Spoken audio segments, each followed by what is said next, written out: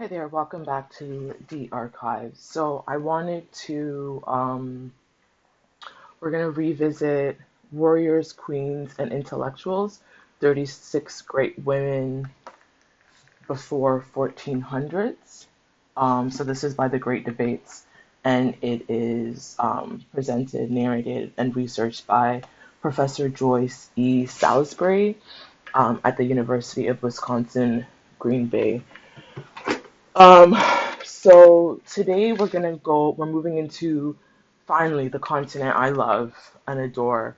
We're moving into Africa, albeit it's North Africa. I don't think any of them get into sub-Saharan Africa, uh, so that's unfortunate. But from my understanding, I've gone through about, today we're going to do Kahina. On here, Kahina is number 18.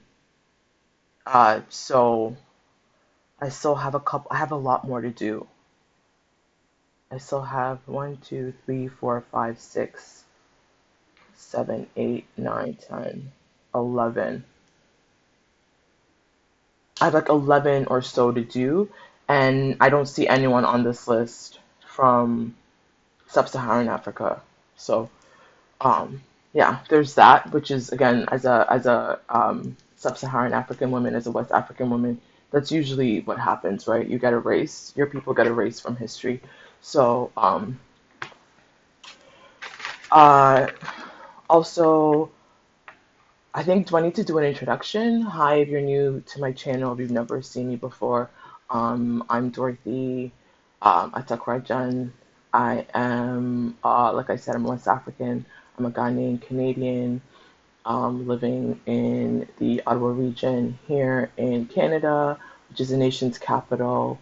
Um, I saw a post yesterday about how the humanities, social sciences and humanities gets really shit on, because it doesn't really make any money. But that is, that's my, that's my cup of tea. That's what I love to do. I shared yesterday, I got the Social Sciences and Humanities Award at my high school graduation, and I've never looked back. So I love the social sciences, I love the humanities. I'm only now dabbling into the arts. Yeah, I have a background in global studies, in equity studies in education, and in feminist and gender studies. So trained sociologist, and yeah. So obviously you can see the feminist and like the gender aspect of this, right? Sharing the histories of wild women archetypes who tend to get erased from history. A lot of these women I've never heard of, um, other than say for like Joan of Arc, which Kahina, which I'm gonna get into, is known as. I think they shared that she's known as like the North African Joan of Arc or something like that, right? And we're gonna get into Joan of Arc later as well too. Sorry, one second, I dropped. They do this series does touch on Joan of Arc. I haven't gotten into her, but usually those are the women you hear about, right? So today we're gonna move into North Africa. We're talking about Kahina. So Kahina, it's not known when she was born, but it said that she died around 703. So we're gonna flip to year 680. Now we're in year 680, and we're looking at the mountain tribes of the Maghreb, in the seventh century. Okay, so again, remember the seventh century. We're looking at this is 680. So the armies of Islam was sweeping through different parts of the region, the Arab Peninsula, and here in North Africa, we're looking at the Atlas Mountains. So the Atlas Mountains covers Morocco, Algeria, Tunisia, um, and people have lived there for over 5,000 years, and some of them still live in more traditional ancient ways. Um, they're either at this time they were either semi-nomadic or nomadic, and one of the tribes that we're looking at is a Tuareg tribe. They decorated their faces with tattoos. I had when I got my arm tattoo, somebody in my family was like, "That's basically like," as if they were saying like, "Oh, tattoos is like white people things," and I was just, I was like, "Wow." wow, they really got you, because tattoos are actually very tribal. Indigenous, a lot of indigenous communities used and adorn themselves with tattoos um, from all different sorts of continents, including Africa, right? So we see that in North Africa, they did, a lot of women adorn their faces. You see indigenous women here in North America also have face tattoos. Same with indigenous folks in different Asian parts. I know like some Filipino women have face tattoos, and that's something where, again, when you're mocking them to show them what they look like, then it becomes like, oh, she's like um, the problematic one. It's like, this is what you look like. This is what we look like, right? Um, because a lot of us think that tattoos are un-African or anti-indigenous, and and or like a white people thing, like a rock or punk band, and it's like, no, they appropriated indigenous cultures. This is who we are. This is who we have always been. In Ghana and a lot of our cultures, they would um, cut face, right? Which again talks about which tribe, who your people are, what family, what lineage you're part of, all of that, what clan you belong to. So it was a way of communicating to people as well as beauty. But so basically, the Tuareg tribe, they decorated their faces with tattoos, and they rode war horses in the desert war horses. Kahina was also, it would be said that she probably also had face tattoos, and she also rode a lot of these desert horses as well too. The Greeks called them Libyan, uh, and Berbers, right? So Joyce was saying that Berbers is actually a derogatory term for them because it derives from barbarian. They saw them as barbarian. They themselves call themselves Imaz- Imazighen. Again, I'm sorry, I apologize if I'm saying it right. Imazighen, that's what they called themselves, which meant free people. They still make up about 40% of Morocco today, and in what is now known as Tunisia and parts of Algeria, there was a tribe called the Jarawa tribe. They lived near olive trees, which made them prosperous. The olive trees were really, really important, still are. Olive trees are really, really important to folks who live in regions where olive trees bear fruits, because it brought in a lot of money, particularly with the Greeks. The Byzantine Empire, the Roman Empire would come down to buy olive, right? Olive is good for, used for oil, and all sorts of things. And so olive was really, really important. Some olive trees, even to this day, are over 2,000, 3,000 years old, and they still bear fruit.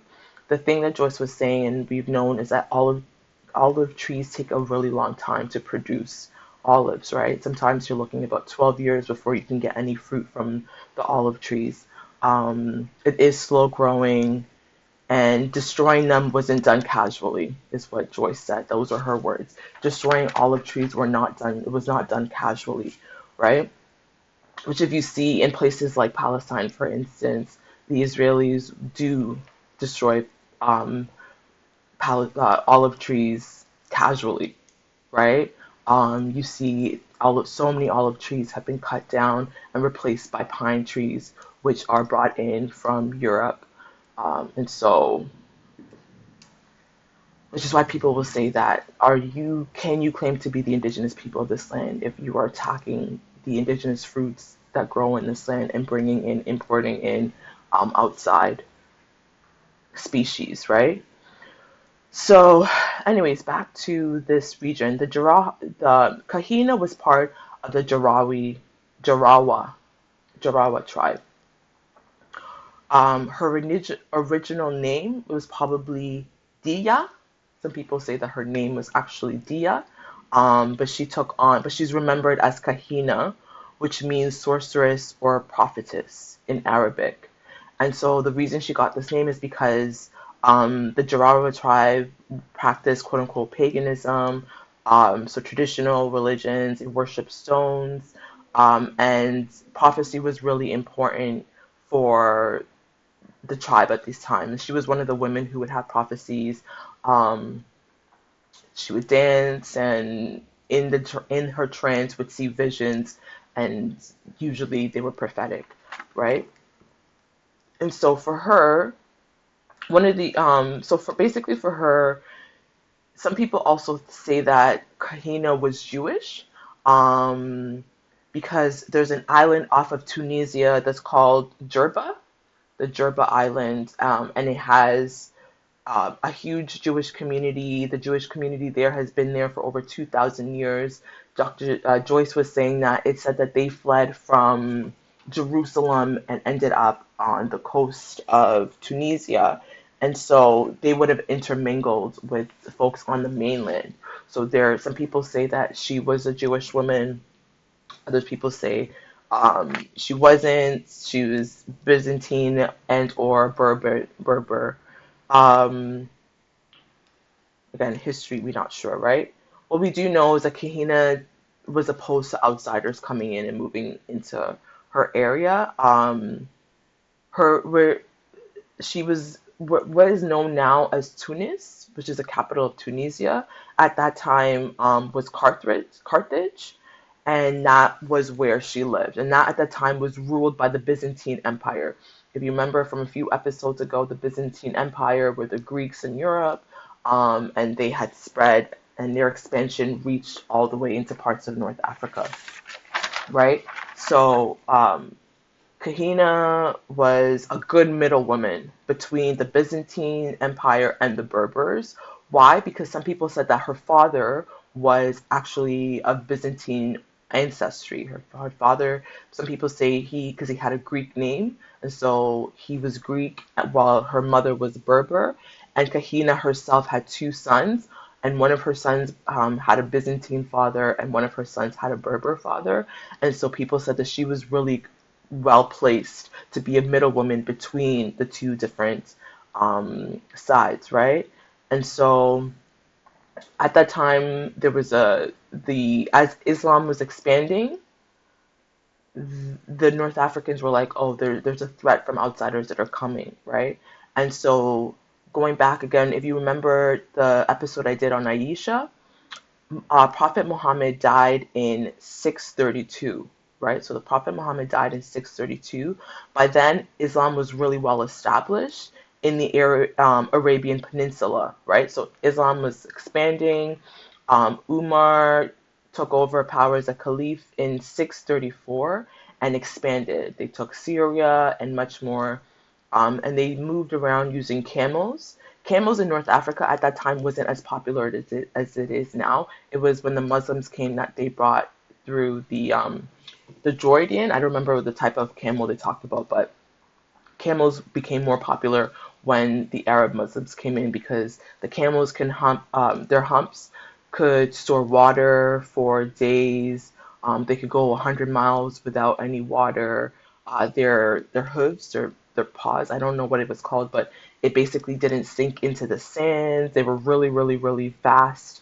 Um, and so that was what Umar and his folks would use to move through to North Africa. They captured Egypt in 641. The Muslim Umar and his crew captured Egypt in 641, and in 642 they took Libya. Umar ended up dying in 644, it is said, right? And when he died, Uthman replaced him as the caliph in 647. And in 647, there was a battle. So what happened was it started when Uthman ordered the governor of Egypt to march west. And the governor of Egypt at the time, his name was Abdullah ibn Sa'd. So he was outnumbered by the Berbers and the local Greek soldiers. The Byzantines were led by Gregory, and he rode with his daughter Yamina. So there's a lot of names. Okay, Abdullah is a governor of Egypt. He is going into battle against Gregory. Abdullah is on the Muslim side. Gregory is on the Byzantine side, the Greek side. Gregory is riding with his daughter Yamina. So Gregory promises his daughter Yamina that whoever kills Abdullah, she can marry them. Abdullah says no. whoever kills your father, you can marry him. So there was a war, they go, they battle. Um, Gregory um, ends up losing. So the Byzantines lost. Gregory is killed, and his daughter Yamina is captured. Okay? She's captured, and word on the street is she ends up dying by suicide. She jumped off her camel, broke her neck, and was like, "I refuse. I'm not going down like this. I will not. I'm not going down like this. I'm gonna take my own life." Which Joyce was explaining, sacrifice was a huge part of the culture and the traditions at this time, right? It was people would kill um, children, adults, anybody, people, the killing as a sacrifice to the gods was a big thing. And so people say that she sacrificed herself, basically. Um, so in the end, the Byzantines were defeated. The Berbers tried to bribe the Muslims. They said, "We've got all of this money. We'll give you this money if you get off of our land."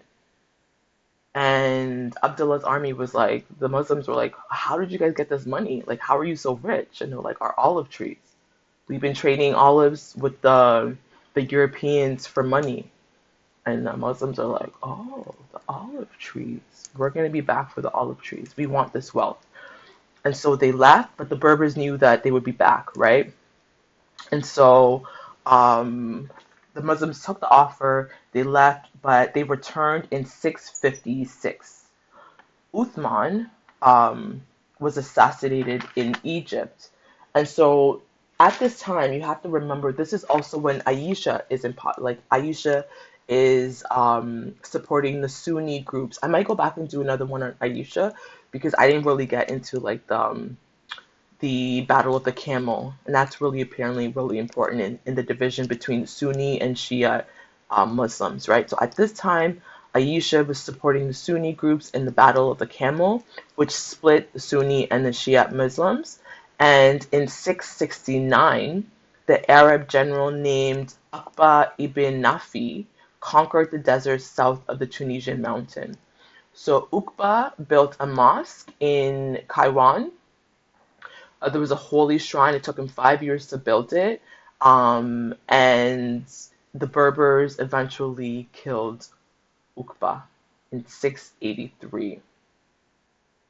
So once that happened, Kahina was one of the leaders that had Uqba killed in an ambush, right? So in 686, she took over the leadership. So Kahina became basically a warrior, and she took over the leadership of the Berber Byzantine coalition, right? Because again, she was a middleman, a middle woman, and so she started leading her troops, which was the Berbers, the North Africans, the traditional North Africans, and the Byzantine, which were the Greeks. Okay, so um, the Arabs came back, the Muslims came back, and um, this time they sent Hassan ibn al-Numan al-Ghazani. I don't know if I'm saying that right. So the Muslims this time they came with Hassan. Okay, um, Hassan did what he needed to do, and the Byzantines were defeated. The Byzantines retreated. Now Hassan turned to Kahina because he split them up, right? He basically he attacked the Byzantines first, which he defeated them, and then now he still had to face the Berbers, which is Kahina. And so basically, it said that she destroyed her own capital, Bagia, so that it wouldn't fall into the hands of her enemies, basically. So she destroyed her own capital, and then she confronted the Arabs. She defeated Hassan. She defeated Hassan and the Arabs. She beat them. Her troops were victorious. Hassan retreated, right? He retreated, but Kahina knew that he would be back because of olive trees. She knew that they really wanted the olive trees because of how much wealth the olive trees were bringing them. And so she started planning. She knew that he would be back. They wanted to take North Africa. So her plan was a scorched earth policy. She said, okay, if they want the land because of the olive trees, if the land is fruitful, scorch it all. She's already destroyed her own capital. She said, scorch it all. Burn everything down so the land is no longer desirable for the Arabs, right? Burn it all down. And this divided her people. This divided them. The mountains, those folks in the mountains were like, oh, well, we don't really care. And others were like, absolutely not. This is our livelihood. This is our everything. The olives are everything. This is not going to happen. So now we start to see divisions within her own group, right? And so when Hassan returned, because her group was already divided, things just fell apart, right? Things just fell apart. Hassan basically came again in 698, and Kahina's, because her troops were divided, they basically fell.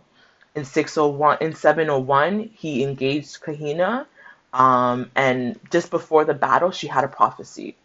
So the day before they went into battle, Kahina had a prophecy that she was going to lose.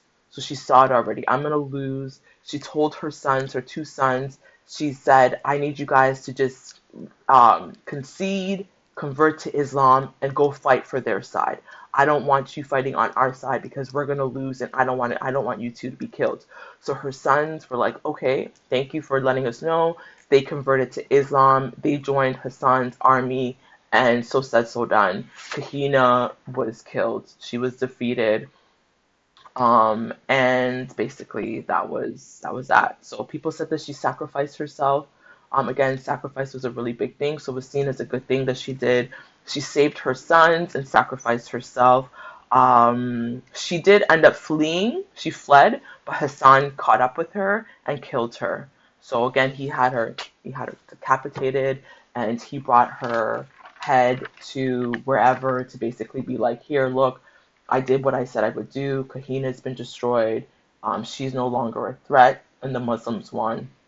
And so the Berber resistance basically ended. It said a lot of the Berbers converted to Islam, and 10 years later, the Berber Muslims would be the one to lead an army into Spain. So Kahina has become a symbol, just like the Trung sisters, she's become a symbol for resistance and freedom fighters. There's a statue of her in Algeria, and she's known as a Berber Joan of Arc, right? So people see her as inspirational. She tried to fight for her people and the North Africans, but again, they were defeated, and the region became primarily Muslims because a lot of people converted to Islam. And so again, that's according to this, warriors, queens, and intellectuals. Um, Also, as I share these, remember that quote that says history basically will always be told by is never told by the lion, right? So just take all of this into consideration as I share this, who this information is coming from. Um, yeah, that's Kahina, and I'm going to end it there. I'm supposed to tell you guys to please like, subscribe, and share. I don't like telling people what to do. If you would like to share, please share. If you would like to subscribe, please subscribe. But again, ain't no be by force, right? Let's see. Until next time, in solidarity.